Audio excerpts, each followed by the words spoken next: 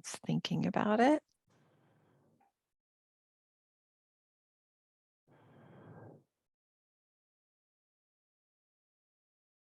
Still thinking about it. I think it's recording. Bryce. So welcome everyone to Make It Stick, trainings you want to copy and keep. I'm Laural Winter. I'm Blake Kincaid. And we should get started. Yes.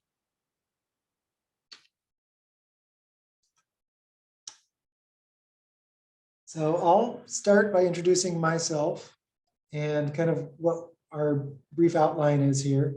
So I'm Blake Kincaid. I'm currently the engagement manager at the Fort Vancouver Regional Library branch in Vancouver, Washington. I also, for several years, was the training coordinator for the same library district. And I have some experience with training, especially adult learning in a library environment. And so I'm one of the two presenters, and we'll be sharing about some tips and tricks that we've learned along the way. Thanks, Blake. So I'm Laural Winter, the IS training librarian, the information services training librarian for Multnomah County Library. I've been training for about 2 decades with Multnomah County Library, first with the public and now in this current role. I love training. I love helping people learn, and I love learning with them. So that's kind of why we're here. Thank you. So our goal today is pretty simple. We're going to keep it short and leave room for other people to share and for there to be some discussion. So we're just going to go over what we think of, we agreed were some tried and true methods that would work for a library of any size. The goal here is that there are some takeaways that if you haven't heard of some of these tips or tricks or techniques, that you would be able to put them into practice, even if you are a library of just a few employees and it's your job to train a handful of people. But these are things that we've also used in larger library systems. So that's our objective. And we're going to start with get started with our first little tips and tricks, and anyone can join in with a question in the chat or interrupt us if you need to. We want this to be interactive. So the first tip, it's something that I've used. It's called the 2-2-2 cadence.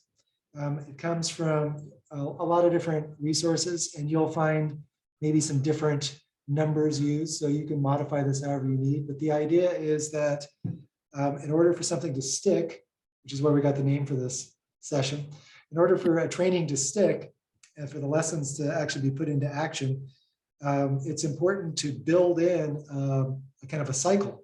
And it can be complicated in the sense that if you were, say, a training coordinator for a large library district, this could be part of your training plan. You could always design every training to have a session where the training is provided, and then you would build in a system where you would do some sort of check-in with everyone 2 days after the training.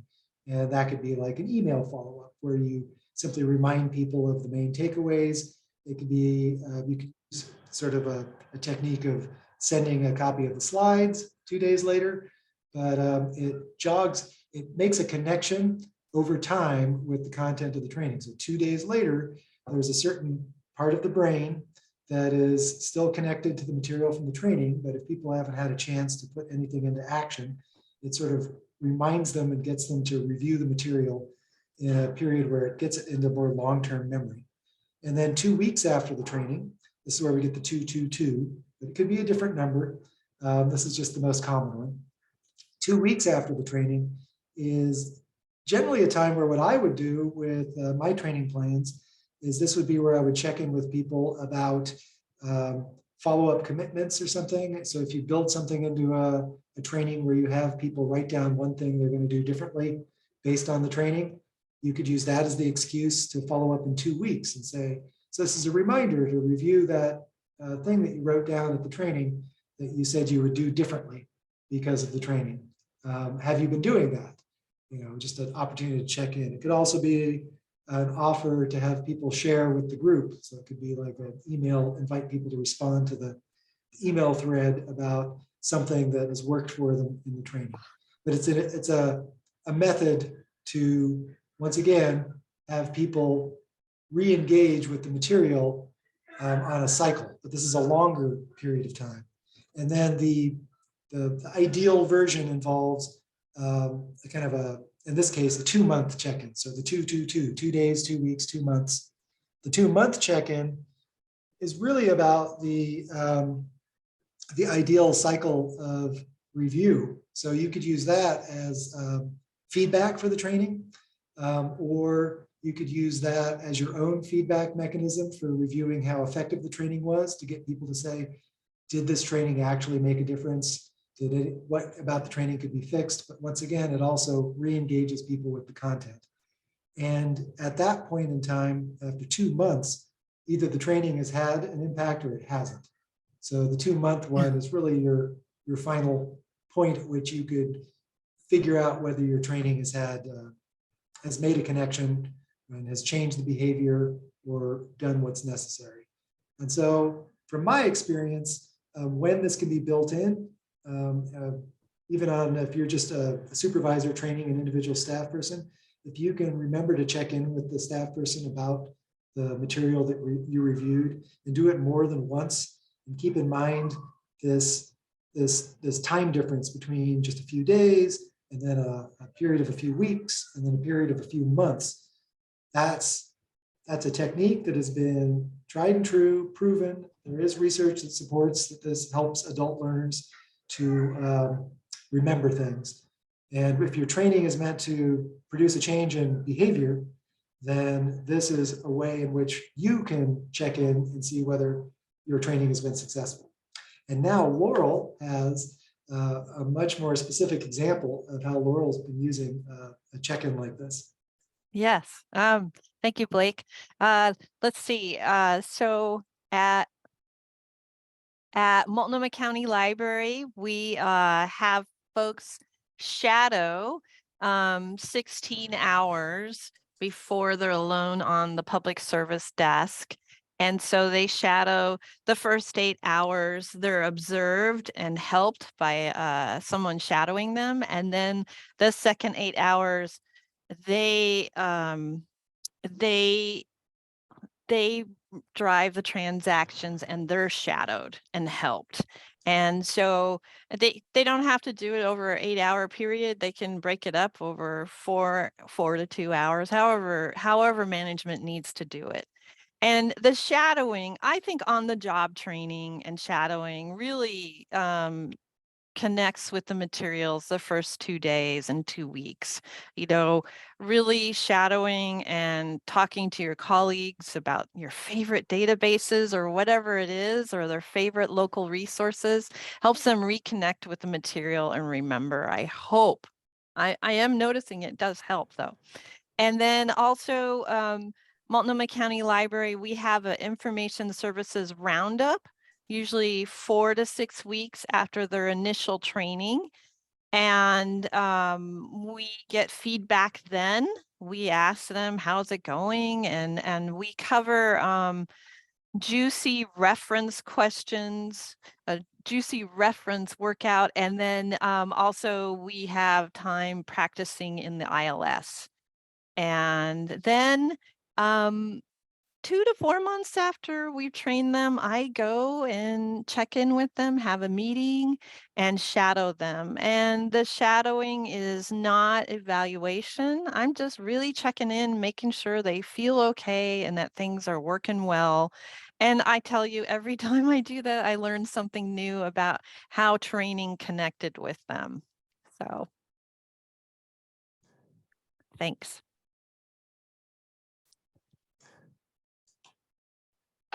And so this is where we were hoping to provide some opportunity for some interaction. So I know we have a lot of people here who also have experience training. And if anyone has an example of how they've used some of these memory boosting techniques for follow-up techniques. Great chance to share with the group.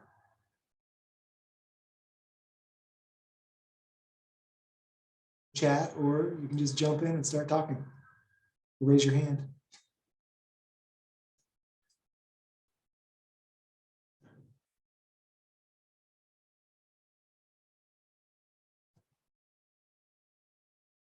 And while we're waiting, I'll just say one thing that we didn't touch on that is related to this is the idea of making sure that you've focused your outcomes on a couple of takeaways to kind of limit the, or at least group the information into easy to refer to groupings of 2, maybe 3 big topics. That makes it easier for people to retain the information as well.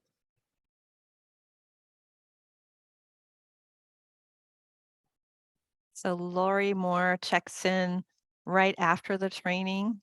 It says it's a good idea. What else did you say, Lori? Sorry. And then Rennie says learning is easy come, easy go. Rote memorization, nope. Rereading, also nope. Think information out, not in. Retrieval practice interrupts.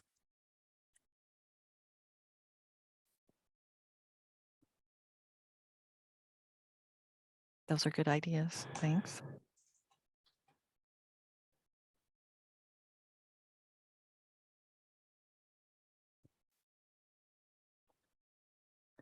One of my fellow trainers waits 2 weeks to send the evaluations.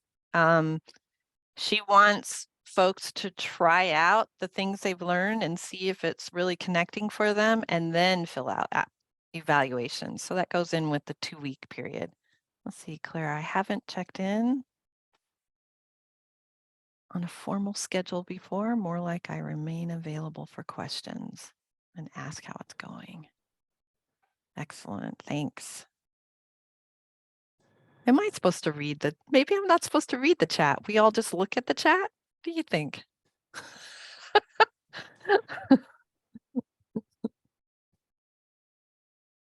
I like you reading it. I can't see it at the moment. I've lost my additional controls because I'm presenting. Ah, okay. Any last thoughts? Oh, Holly. We have a natural form for attendees for CPI, but overall, I do so little training now. I like the idea of checking in 2 weeks later. Katrina, I think it's helpful to read the chat. Sometimes it's not captured when Zoom meetings are recorded. Thank you, Katrina.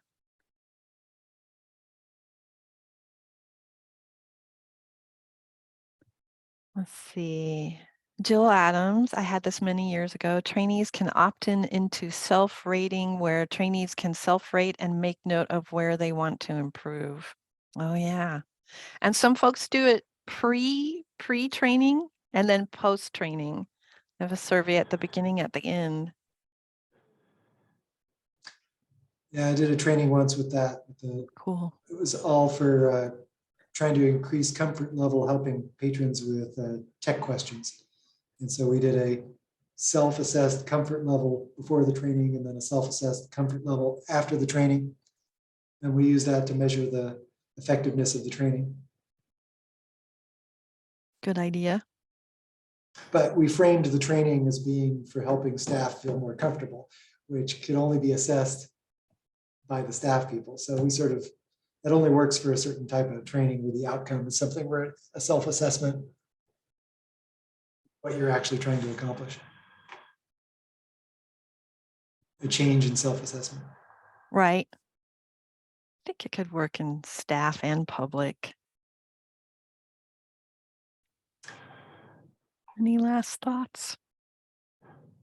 Let's see, Ekaterina says, with kids, I sometimes ask them to turn and share with their neighbor after presenting a concept. Nice. And Jill, I want to have a white erase. Where do you feel deer in the headlights worse? Kind of question at desk to spur training ideas. I think we might be moving into one of our next slides already. Yeah. Thank you. All right, we're on track time-wise. Here's our next slide, and it's similar to what we were just talking about. Yeah, so feedback. We can use all these follow-up methods as a way to ask for feedback. And I tell you, when I do shadow them 2 to 4 months later, they do have feedback right away. And Jill, to build on that, they do have their deer in the headlights moment, or the moments that make them nervous, or the moments where things have gotten challenging, answering certain like car repair questions or things like that. So I get a feel for the pulse of what is going on system wide when I ask for feedback and shadow. And every time I think of ways to update our training and be responsive to what feedback I'm getting. So yes, so that really works, shadowing them 4 to 6 weeks afterwards. And yeah, all of these things lead into the excellent excuse for cadence or memory boosting. And when I ask feedback, I don't necessarily respond or bring up the main takeaways again. I just may ask them particular questions about some of the training. And that was brought up in Memory Boost by Dr. Art Cohen, that even just bringing up parts of a training sometimes has a halo effect and helps people remember most of the training. So that was interesting cognitive science that he brought up at a conference. And that's why we included this. It's a trick. The trick is that you're doing two things. So it's always best practice to get feedback about your trainings so you can improve them. But the trick here is, and the reason why this is worth considering, is because it can be tied into a way to do double duty, in that it also re-engages the trainees with the material. So if you incorporate it into your 2-2-2 cadence, this is one way you can get two things done at the same time: getting feedback about your training, but also re-engaging the students and helping with that memory boost factor. Yeah. Yeah. And here's another big tips and trick. This is something that I think a lot of people have engaged with or read about or heard about, but it's a little tricky to do because you need to both absorb the big picture part. We've got a beautiful visual that Laural found, which is lovely. But then you have to actually do the practical parts of it, which sometimes feel a little silly or a little unnecessary or just a little frivolous, which is why the big picture is so important. It is scientifically supported that people learn in multiple ways, and that most people do better with material that's presented in one of the three ways, but everyone learns a little bit in all three ways. So there's no such thing as an auditory only learner. But there are people who will do better with material provided by speaking, like we're doing right now. So there's an auditory component to our presentation right now. But our visual learners are absolutely zooming in on this Venn diagram.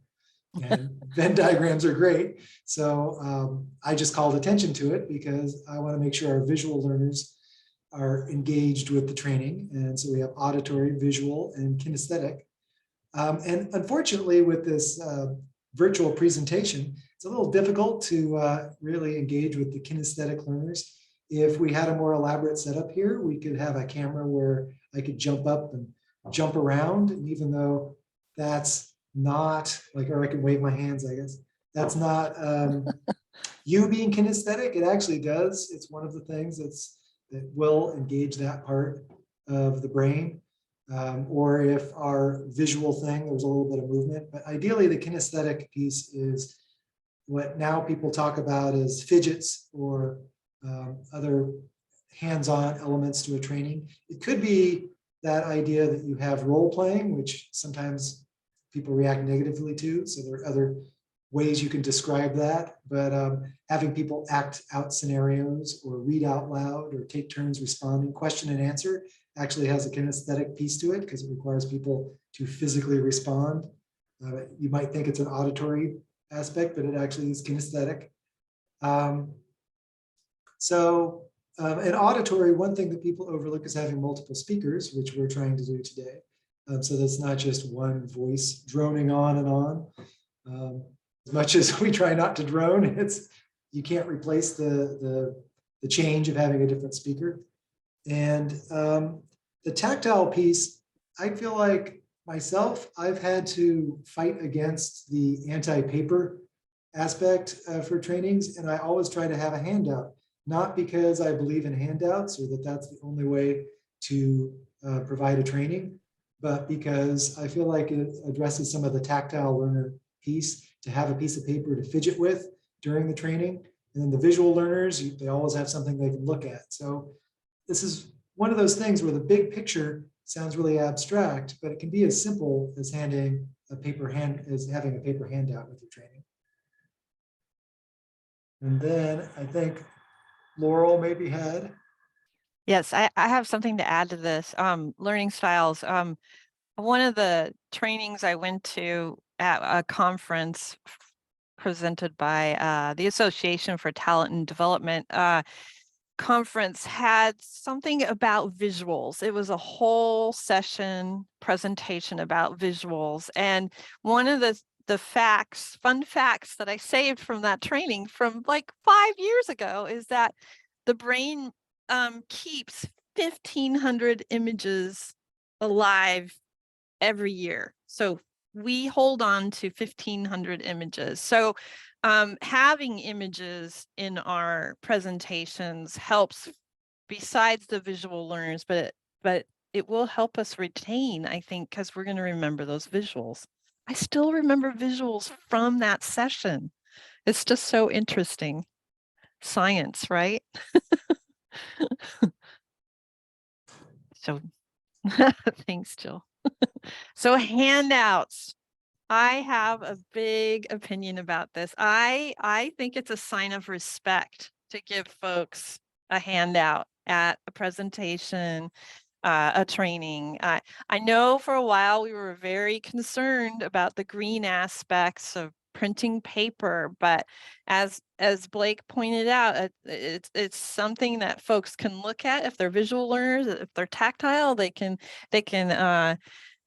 play with the handout. And what else? I think handouts also help us orient ourselves on what's being said or presented in a session, because we don't know who's cognitively different, who has a brain injury, and we don't know who's hearing challenged. I'll tell you, I got hearing aids like 6 years ago, and when I would go to conferences pre-hearing aids, I would just be having a really hard time connecting to what people were saying. And handouts really helped me anchor in with what they were saying, and help me connect. So I really think handouts are important, and the agenda really needs to be on there. Like, when can folks go have something to eat or go get something to eat? I've been called out by trainees if there's no agenda with the breaks and lunch on there. And so they really need it. Blake, you were going to talk about the other stuff. Well, yeah, the one thing that is really important, and I think this is works for a certain subset of trainees, and that is to make sure that you've connected meaning to the objectives of the training. And there's a bit of a disconnect sometimes, because you can look at it two different ways, and I feel like a lot of people get hung up on the idea that they're mutually incompatible. So one objective of a training is that you need your employee to learn to do something, or to stop doing something and start doing something else. So it's a new circulation method, or different way of billing, or some different paperwork, or whatever. And so it's a real specific training, and you need them to change. And so there's an accountability aspect, and you need to make sure that they've changed that behavior. But there's another way of looking at training, and that is as a support structure for staff. So if I'm a person and I've got a new job and I've been told that I'm going to get trained on all the aspects of my new job, I need that training. I don't know how to do the job. It's new. There's no way I would know what doing a good job looks like until my supervisor or somebody else trains me and actually lets me know what that looks like. So for me, that's support. They're providing me support. If I feel like there's a part of my job where I feel challenged, I feel like I'm not getting support if I'm not being provided training. So there's a whole way of looking at training where it's a support structure. And the trick here, the reason I feel strongly about bringing this up is it's actually both. In every case, it's both. And when you look at it only one of those two perspectives, you completely lose the benefit of the other perspective. In every case, when you train people, there should be an accountability aspect. I mean, this is work, it's work time, it's time spent learning, and it's work related. So what people learn, you want them to put that into practice. And so part of it is an accountability, just even by following up, no matter how nicely it's done, you're letting people know that you cared about the training and that it was important. So if 2 weeks and 2 months later you follow up, there's an accountability piece built into that just by re-engaging with the person who had the training. But the support piece is also very important. And the fact that you actually care about the organization and about their part in the organization, and that this training is meaningful for the organization, because if they're successful in doing what this training does, it is directly connected to the goals of the organization. If you want better customer service for your organization, and you can articulate why that's important, and then you give people training in customer service, then you're helping them to understand why this training is important for them, important for how they want to do a good job, and also for the organization itself. So that's my 2 cents on why it's important to make sure you keep track of both of those two somewhat contradictory ways of looking at training. And I feel like people they stumble over this sometimes, because if you look at it only as a support structure, then it's a one-way street. So you owe this to your employee, and then there's this inherent concept that there's no accountability for the employee. That's not true. But the other way of doing it, you ignore your responsibility to provide support to your employees. So if you do a one-off training and no follow-up, and 2 months later, an employee is not delivering on what they were told, it's a legitimate comeback to them when you say, hey, I see you're not doing that thing. They're like, that was 2 months ago. A lot's happened since then. I forgot, but that was in some email. I can't find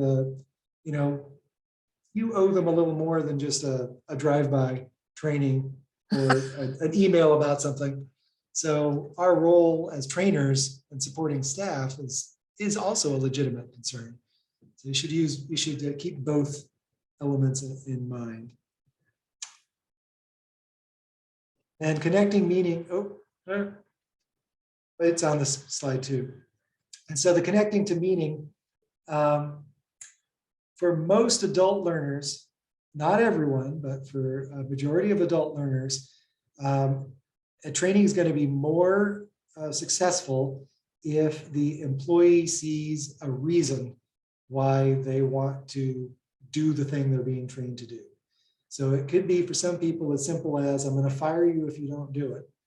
But for most people, they want something a little bit more meaningful. Like, I don't want to look incompetent in front of the public. That's, for a lot of people, that's a good reason to want to pay attention to the training. You're providing them with something that they need. For other people, though, they want to feel like they're making a bigger difference in people's lives. And sometimes a training that's about something that seems very prosaic and fundamental or not really exciting can be connected to bigger picture meaning by connecting it to overall customer service. I've connected simple training on just proper shelving, why it's important to put the books exactly where they go. And then the bigger picture is it's better customer service because patrons can find things when they help themselves They look something up in the catalog and they walk over to, and they don't ask for staff to help them. If everything is misshelved, then that's poor customer service. They can't find it. And it's also good customer service to your coworkers, because your coworker will take a patron to the shelf and then they will feel like they represent an organization that's not very well run when the item is not where it's supposed to be on the shelf. So something as seemingly simplistic as learning how to shelve can be connected to somewhat bigger picture items that a staff member might actually feel like, yes, actually that means something to me. I don't want to let my coworkers down. I want every patron to have a positive experience. I feel good. That has meaning to me. And now I want to pay attention to this training. I now see why it's important, or why it's important to me, or it connects to a goal that I have while I'm at work. Something that has something I can take ownership of. Right. So, and did we have a comment? We did. Let's see, Sarah says, I think recognizing prior knowledge in the group is really important too. They may be new in a particular job, but have very relevant experiences, expertise from previous positions. Totally agree, Sarah.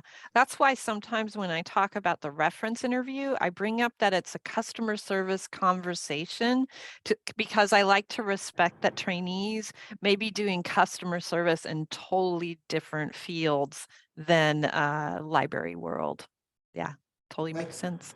That comment brings up something that we could have made a whole slide about, but I've had situations where, and I guess reference training is a really good example. We did a complete refresh reference training to try and standardize the underlying concepts for our district for all staff. And I had some longtime supervisors and librarians who were actually quite insulted and upset that we were expecting them to attend the same training as the frontline staff. And so I had to do a lot of work actually communicating with them that them to see the information as presented to the frontline staff so they could be the experts who supported it in their role as being the lead workers on site. And that really did not make sense to them until it was carefully explained to them. They only saw that they were being forced to take a remedial training that the frontline staff were giving, as opposed to it being intentional with us acknowledging the fact that they were supervisors, leaders, and that we didn't want them to look out of the loop when the staff said, but we were told we were supposed to do X, Y, Z.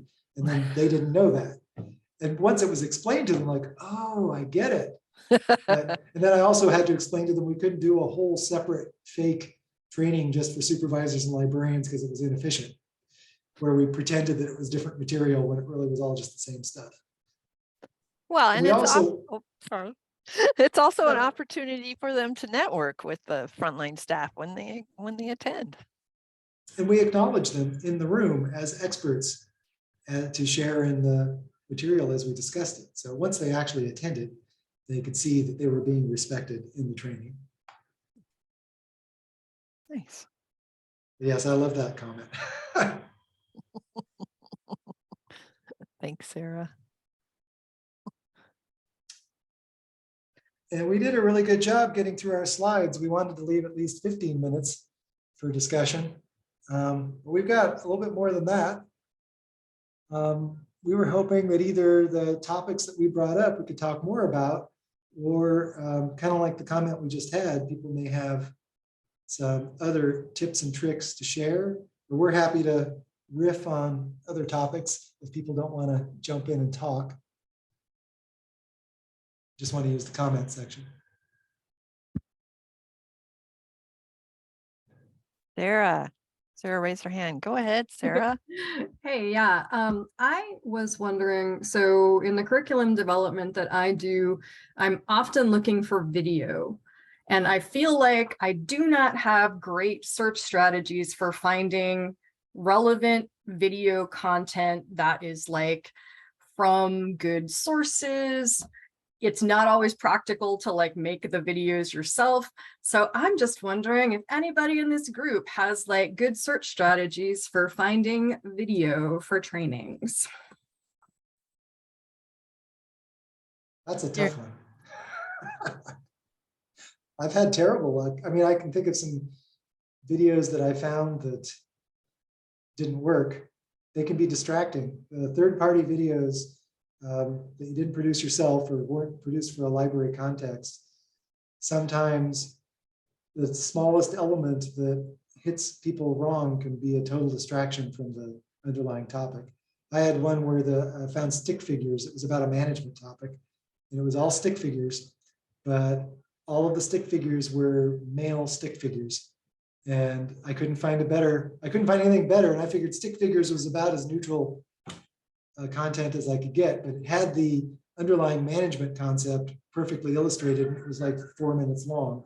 So in every other way, it was a perfect video, but it really was a distraction that there weren't any female stick figures. And I mean, I knew that when I saw it. I was like, oh, I wish I could find one that was more representative, but I took a chance. So I guess that's to say I don't have the answer because I've had bad luck actually. I think one of the ways I look for videos is I see if there's an author that's written about the topic I'm presenting or having in a training, and then I see if they've done any videos on the topic. I really like that.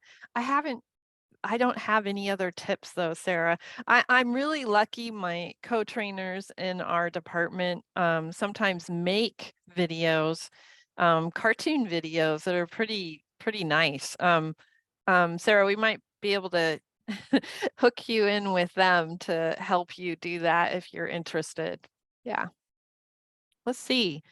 We also have a question about unconference sessions. Tips and tricks for facilitating unconference style training sessions. Thanks, Brianna. Any thoughts about unconference style? There's the kind of the techniques that evolved out of the World Cafe format, which you can just look up World Cafe and there's tons of information about that. But I think the biggest trick, if we're going to take it out of the high level and down to the practical piece, the trick from the World Cafe is the sharing aspect, where you do timekeeping so that the conversations, the breakout groups have a time limit, and then you do a share out period, which puts everyone kind of on notice during the initial discussion that there's some accountability for having some sort of something to share, and that it's going to be said out loud. It tends to make the conversations more productive because people understand that they need to produce something to share. So I feel like that's kind of the trick behind the World Cafe. Everyone splits into tables. You do need to have some topics. So an unconference with no topics is less successful. There needs to be at least a little bit of like focus, where you have something that the unconference is about, and something where there's a goal for the unconference. Like, these are some of the things we're hoping that people will walk away with, having shared with each other. But you don't bring the solutions to the unconference, but the problems need to be defined. Like, is this unconference about having difficult conversations about race? Well, that's a huge topic, but then you're not promising solutions, but you're saying that's the problem. So people, please come aware that you're going to discuss a difficult topic, and that we're hoping people can share what they've learned. The sharing out piece. So that's the World Cafe format. That's where I would start. If somebody told me I had to do an unconference a week from today and I had to scramble, I would immediately start looking up all the World Cafe techniques. I think ALA or PLA has an entire site devoted to the World Cafe format. Nice. We also have a question from Ekaterina. I'm interested in tips and tricks for engaging with K through 12 audiences. Nice. Now you're getting into the early learning. Engaging, like sharing information in a kind of a training aspect. Yeah, I work for a division of Multnomah County School Board Division, so we provide trainings to K through 12 students on different topics, different library skills, also book talks. Just getting kids to remember, how to remember integrate concepts. Just any other tips and tricks that people know. I have some stuff in in my toolbox, but just wondering what other people have found most successful. Oh, there's messages.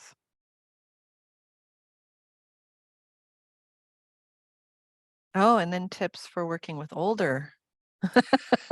Well, for kids, and I've done a fair amount of early learning stuff in a library context, but sharing library resources with like the school age kids, they get bored really fast, especially those middle schoolers. So I try to come up with something somewhat interactive, even if it's just an like fake. So I'll come up with the materials or the presentation, and then I'll work backwards trying to figure out what parts of this can I make into a question, even if it's more of a technique than it's a necessary thing for the information. It's more to like keep them looking at me and listening. Try to be a little bit unexpected. It's kind of the opposite of the agenda idea. If they don't quite know what to expect, they're less likely to start chatting with their neighbor. So those are just some practical things I've encountered, especially with those middle school age kids. To walk around, they don't know where you're going. They don't know quite what to expect from you. So sitting behind a table is way less effective than standing up and moving. Walking over towards somebody who you're talking with, if they have a question, then maybe moving out into the audience if they're all in a classroom sitting at desks.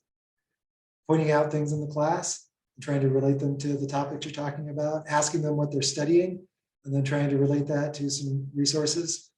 Then they're the expert because you don't know what they're studying, but they know. You know, getting them to feel like they've got some power.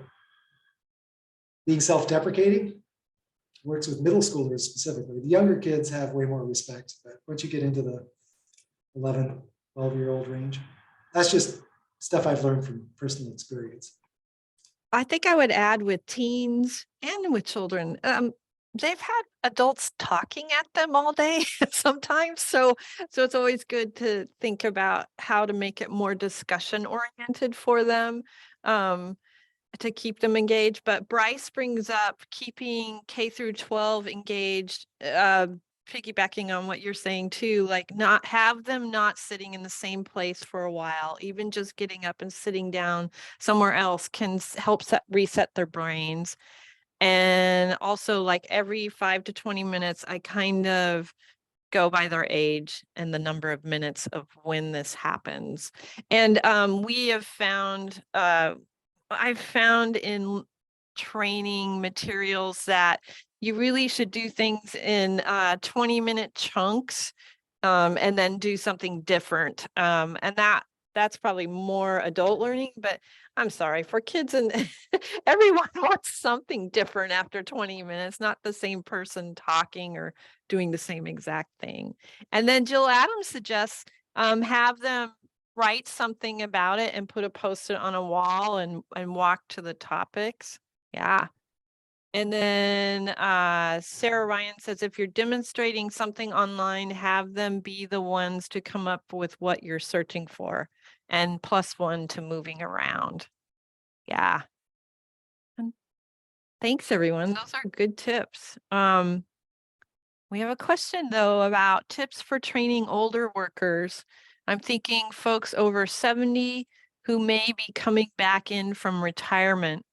I'm realizing one person I'm working with has slightly different needs. She doesn't pick up one-on-one training as easily and more trouble remembering procedures.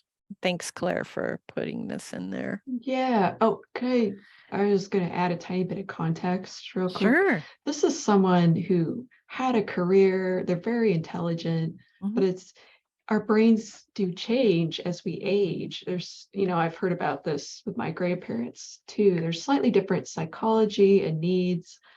And, I want to respect that. And so they get the most out of their work, and, we get the worker that we need. Thank you. Any thoughts about that, Blake, or anyone else? The older people in that age range that I've worked with, the one-on-one seems to be the technique that I would go to. It sounds like you're already doing that.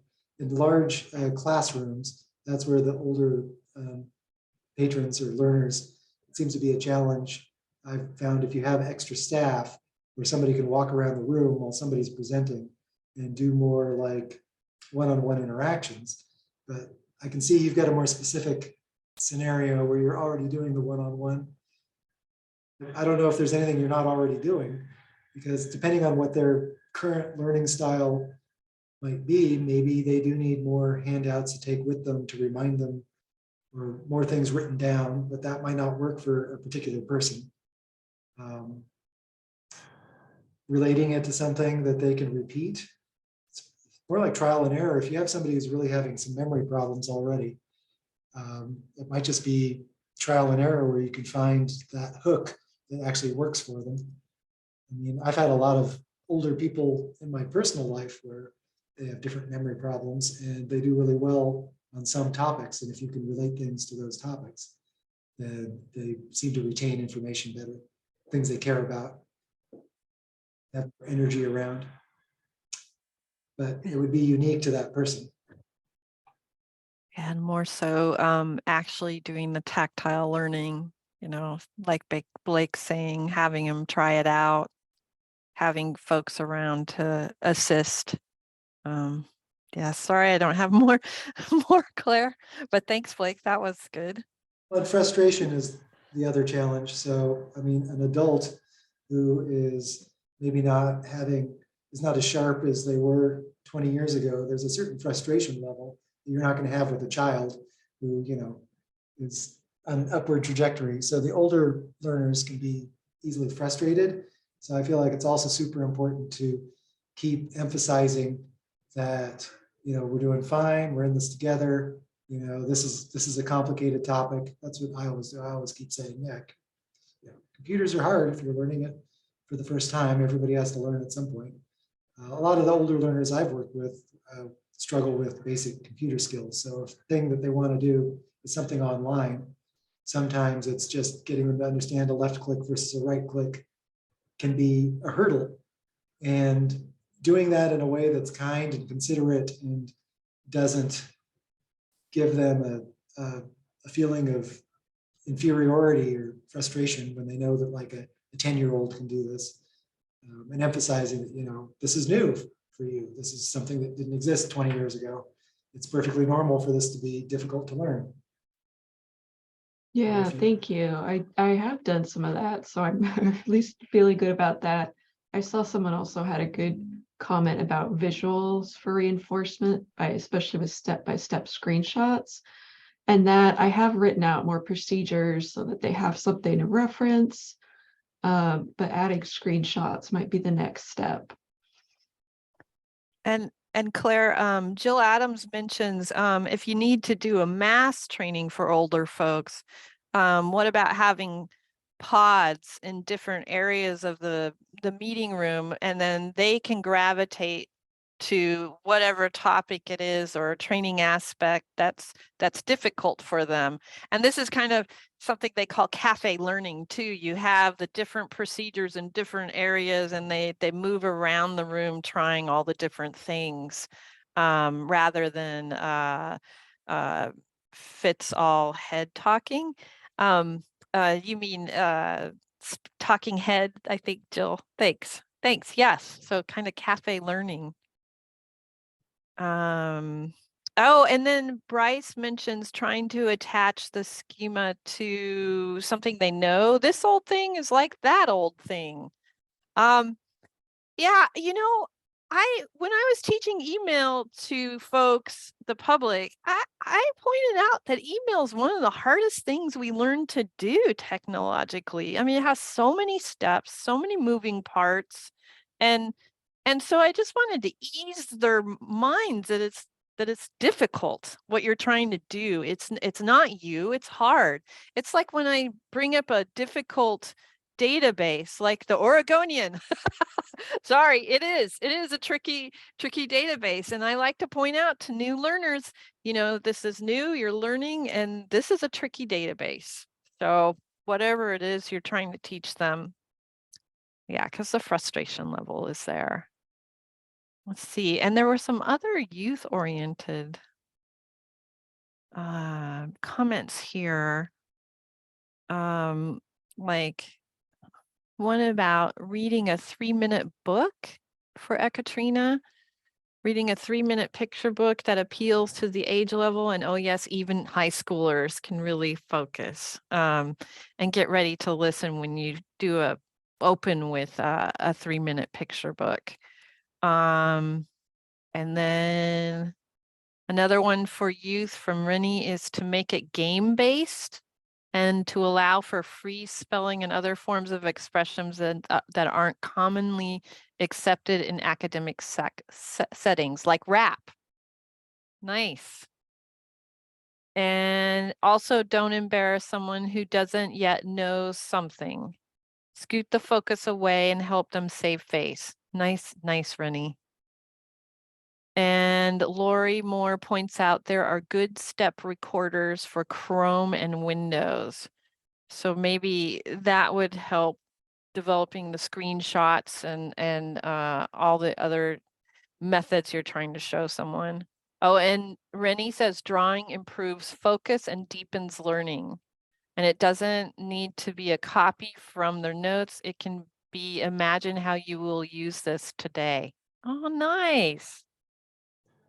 Thanks, everyone. Those are great suggestions. And we've got 6 minutes left. Anything else we want to bring up? Talk about?